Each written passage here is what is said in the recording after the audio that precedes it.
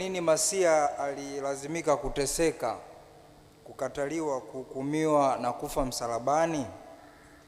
Katika sehemu za Injili walau zaidi hata ya mara 3 Yesu anajitabiria kwamba atapitia mateso, atasalitiwa, atakufa msalabani.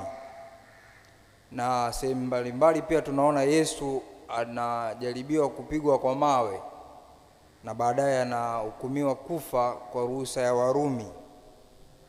Na hivyo hilo alishangazi kuona mitume kupata hofu. Kama mwalimu wetu amepitia mateso hayo au atapitia hayo mateso na kufa, pengine hata sisi tutapitia hayo. Pengine kwa nini Yesu alikubali kwa hiari yake kujitoa maisha yake kwa ajili yetu, wakati katika sehemu za maandiko Yesu ama Mungu anasema mwenyewe kwamba mpako mafuta wake, yani Kristo, atawaokoa watu kutoka katika mateso yao na kuanzisha ufalme wa haki na amani. Pengine kwa nini anapitia mateso? Nabii Isaya anatuambia mtumishi mwenye kuteseka atapitia hayo mateso kwa ajili ya kutupatanisha sisi na Mungu kwa sababu ya dhambi. Na hivyo alilipia ukombozi wetu kwa gharama kubwa.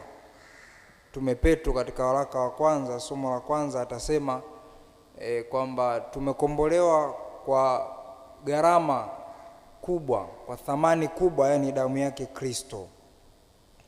Na hivyo Yesu anatoa maisha yake kama kafara kwa ajili ya kutuweka huru, na uhuru katika dhambi na mauti. Pengine uko huru, niko huru. Mungu alitusaidia tuwe huru kwa sababu ya uhuru wetu unategemea ushirikiano wetu na neema ya Mungu.